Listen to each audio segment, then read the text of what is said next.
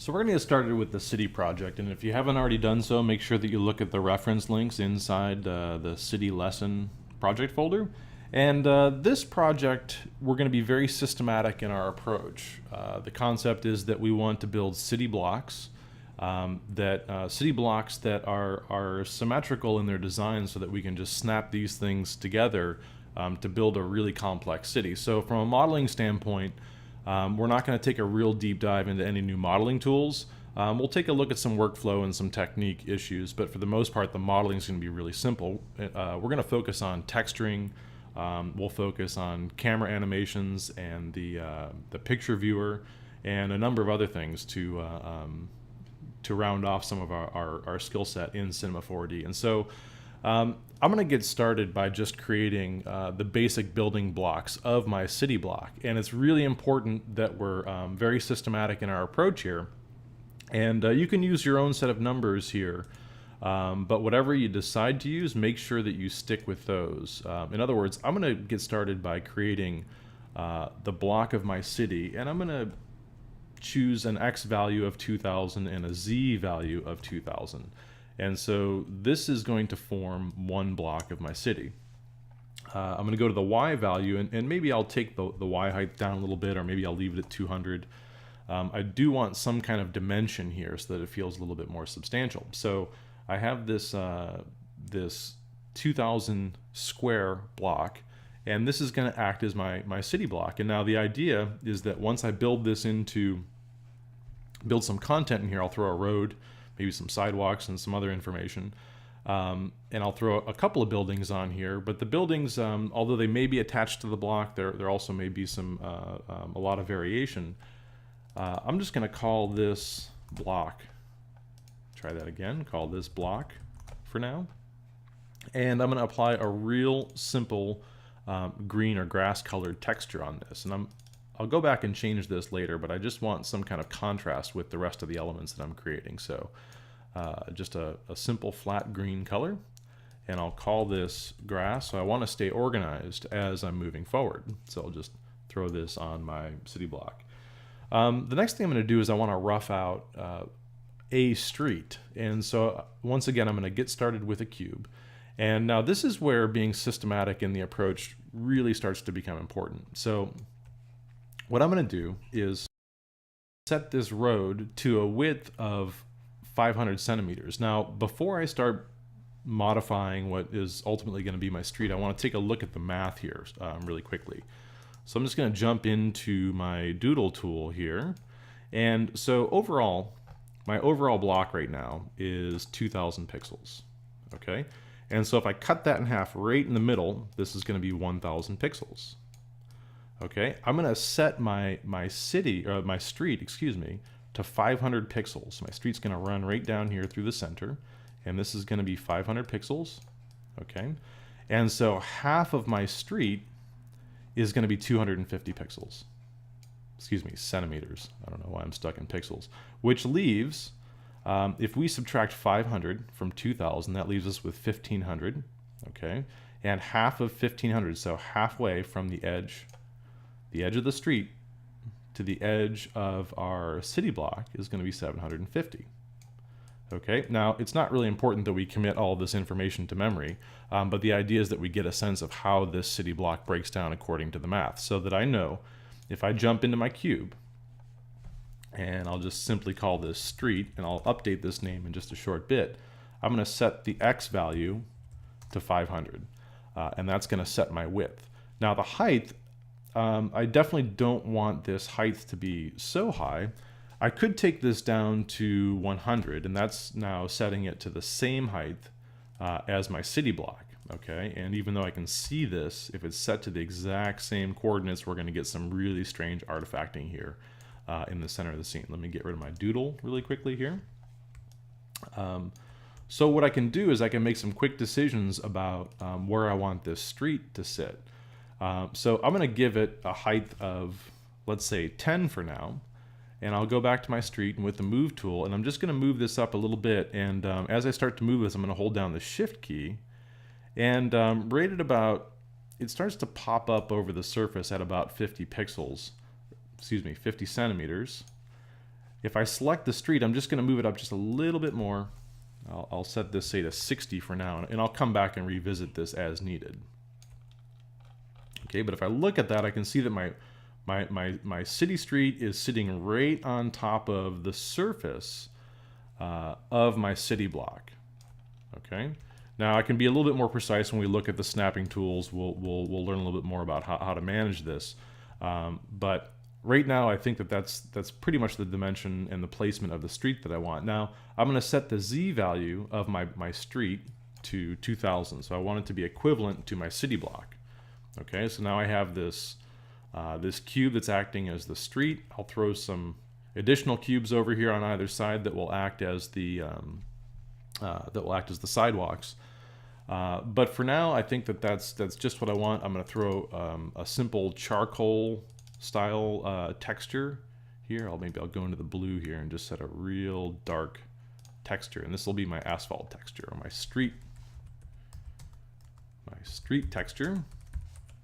I'll just call it street.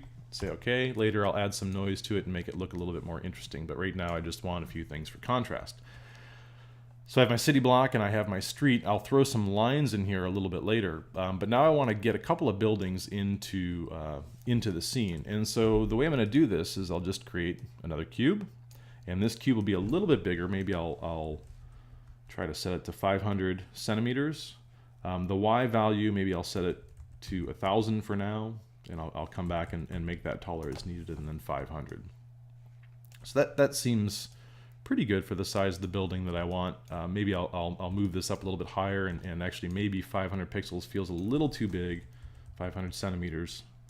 I was spending time making some other screencasts earlier and spent too much time talking about pixels, so I'll try to correct that. So that feels okay for now. I can always scale this down a little bit later, but I'll definitely make this taller. So I'll go to about 1500 pixels, not 15,000, but 1500. There we go. And I'll just move that up, and I'll just wait until that building starts to intersect with the ground. So I have a real simple building here. I do want to start to play a little bit with the segmentation of this object, because what I'll do is I'll model some windows really quickly in this building. So the first thing I'll need to do is go to display, and I'll change this to a mode that views lines. So I'm looking at a line mode now. I'll select my cube that was about to become my building, and I'll just start to play with some of the segmentation. Now, I'll zoom in while I do this.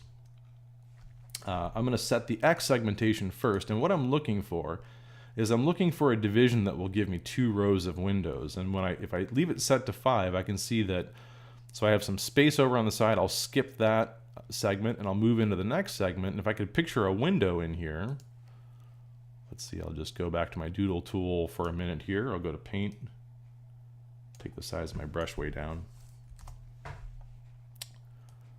So I'm just kind of imagining a window in here that's going to show up right about there, and a window right in here as well. So I'm looking for 2 windows, and I'm looking at the segmentation to be able to do this, and that looks pretty good. So I'll go back to my cube that will soon be my building. The Z segmentation I'll set to the same. I'll set that to 5. Now if I want more windows, I'll increase my segmentation. I'll let you experiment with that. As far as my vertical segmentation goes, or my Y segmentation, I'm just going to click on the Y segmentation a handful of times until I get the size of the window that I want. So I'm looking inside these, I'm looking at these polygons here, and I see that that's about the size of the window that I want. And now I'll get to the task of just quickly modifying this building. And I'll do this very fast. I'm just going to make it editable. I'm going to look at this. I'm going to split my viewport and look at this from a front view. And from the front view, I am going to change my display to maybe a quick shading with lines. I'm going to go to the Live Select tool and make sure only Select Visible Elements is turned off. What that's going to do for me is allow me to go into polygon mode here and select one of the windows. Now, because I've turned off only Select Visible, when I look at my perspective viewport and I look at the backside, I'm selecting its counterpart. The counterpart of that window that's hiding behind it, I've selected it. So if I just hold down Shift, and I'm just going to really quickly click through here, you can see my live selection tool is a little big for this. I could either zoom in, or if I want a different view, I'll just pan back out. And if I hold down, I'm gonna hold down the shift key so I don't lose my selection. And if I click, I'm holding down the left click, and if I roll my mouse wheel down, you can see that I can resize my radius, or I can look over here in the options and just kind of take that radius down. So if I want to change the size of my live select tool, I can do that. So I'll just select those windows. That looks pretty good. I'll jump back out to my right view, and I'll do the same thing. I'll just jump to a display with lines. I'm going to make sure I hold down the shift key so I don't lose the other selection that I have. I'm going to hold down shift, click, and remember I skipped that top row. And if you don't get this right the first time, that's okay. This is just an experiment and something that we'll want to, you know, really just kind of experiment with. My goal is to create, you know, just probably maybe 6 different buildings really quickly and efficiently, something that will act as the backdrop for our city. So I have all these windows selected, okay? And now we're going to take a look at selection sets. And so if I go up under the select menu, way down at the bottom, there's this set selection. And when I do this, pay attention to what happens to my cube model. I'll set selection, and when I do, I get this little icon that pops up here. I now have a polygon selection that's been set. So in other words, I have my entire cube object, okay? And so if I deselect the selection that I spent all that time making, I can select the entire cube. If I have the cube selected, I can double click on that new polygon selection, and it loads the selection that I just made. In other words, I've saved the selection. And this can be very valuable for a number of reasons. One, if we start modeling and doing some things and we want to go back to select our windows, or what is going to eventually be our windows, we can double click on this selection set. So in other words, if I'm just, you know, selecting around here now, I've made some kind of a strange selection, but I want to go back to my windows, I'll just double click, and now I have all of my windows loaded. So I'll just look around the object, everything looks pretty good. And what I'm going to do is just a quick extrusion. So I could go under mesh, maybe create, there it is, it's hiding down here, and go to extrude, but I prefer just to tap the D key. That'll bring up the extrusion tool, and I'll just click and drag to the left. So I'm starting way over here, out in the negative space of the viewport, and I'll just click and drag back to the left. And what I'm trying to do is just create a little inset for the windows. So the idea here is that I'll push these windows in, and now I'll also apply a different material to it, and I'll do that in just a few minutes. But now I have something that will catch a shadow. So my windows are recessed just a bit, and maybe I'll undo that, and I'll just click and drag to the left again. I want a slightly more shallow inset there, and that looks pretty good. So just a real simple shorthand for a building. And now I want to start to think about how I want to texture this thing.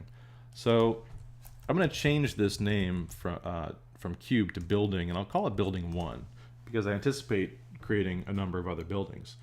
Now, I want to start to apply some really simple but custom textures to this, and the first thing I'll do is just create a real simple flat material for the building. And again, I'm going to rough out these materials really quickly, and I'll go back and change these later. Maybe I'll call this building concrete. So it's just a real simple concrete style material. So I'll set it to kind of a middle gray. I'm going to slide the hue into the blue to give it just a little bit of a blue, just a touch. A little color goes a long way here. And I'll take the specular off because I don't want it to look so plastic looking. In addition to that, I want to make a material that's going to act sort of as my window material. So what I'll do is I'll double click, create a new texture, and I'm going to call this the window or glass or whatever you want to call it. And the color that I'm going to use for now, it'll be kind of a blue sky color material. So somewhere in there, just kind of a light blue. I can go back and tweak this. It's a little darker than I wanted, but that's all right. I'm going to go into the reflection channel and turn that on. I'm going to make sure that the reflection channel is selected and not just turned on. In other words, if I go over here and I click on the reflection channel, yeah, I got it turned on, but I may not necessarily have it selected. So I got to make sure that the reflection channel is selected, and I'll just take that brightness value down. I'm going to leave it pretty heavy, that reflection. I'm going to leave it pretty reflective for the sake of the demo so you can see this a little bit more clearly. So I have my color being reflected. Maybe I'll lighten that up a little bit. And you can see that I have a color set to it, and it's also very reflective. So this will be my window material. So now I want to apply two different materials to this building, and there's a couple of different ways that we can do this. I'm going to show you the most appropriate way to do this. I want to first click and drag and drop my material texture, the base material on the building. And so that was my concrete texture. So I just chose this building material, I clicked and dragged and dropped, and you can see that I now have my concrete material, my building concrete is the first material showing up in the tag here. So we have our building, we have a material tag. The next thing that I want to do is I want to click and drag and drop my window texture on. Now, as we discovered with when we were creating our mug, when we create our mug, we apply our base color first, and then we applied our decal on top of it. So currently what we have is we have our concrete texture, and then we have a reflective window texture. I'll just give that a quick render. It's kind of hard to see that it's reflective because there's not a whole lot inside the scene that is being reflected. So I'll just make a quick example here. I'm still not seeing that reflection, but that's okay. I'm not going to let that slow me down. We'll start to see that reflection here in just a short bit. We'll see that a little better. So I have my reflective material sitting on top of my building. Underneath that material, I have my flat gray concrete material. Now, if I want to just set those windows to receive the glass material, what we can do is we can select that material. And if we look down here in the selection field, what we can do is we can restrict this material to a specific selection. Now, let me just change this, modify this material just a little bit. I'll be really heavy-handed with the color so you can see this a little bit more clearly. Set that to a bright blue. So our whole building is blue right now. But if you remember, I'll double-click on the selection here. We preserved a selection, okay? And it's represented by this icon here. If I go back over to my material and I want to restrict this material to that selection, what I can do, this is all one click and drag. I'll just click and drag and drop that selection into the selection field. And then when I release that, you can see that that material has been restricted to the selection set that's been made. Now, it's important that we apply sort of our base material first, and then the material that we want restricted to our selection, because there is a layer order to this. We want to make sure that we acknowledge that layer order. So now when I render this, you can see that I'm picking up a little bit of a reflection in the window here of that concrete material, and I just have a real simple building that's showing up. So I'm fairly satisfied with that, although my building feels a little big. I probably should have scaled that a little bit smaller when I was building it, but for now the idea is just I want to really rough out this city block. So I have a real quick shorthand for a building. I'm going to keep this very stylized, this project. The presentation, the series of presentations for this project are going to be fairly short, and we are going to emphasize lighting, materials, and we'll get into a little bit of camera animation in this project. So we'll push forward in the next presentation. We'll add some additional details to our city block, and then we'll start talking about the variations, the kinds of variations that we would need to start to terminate this project, with regard to how many city blocks we'll need and what kind of variation in the streets that we think we'll need. But we'll do that in the next presentation.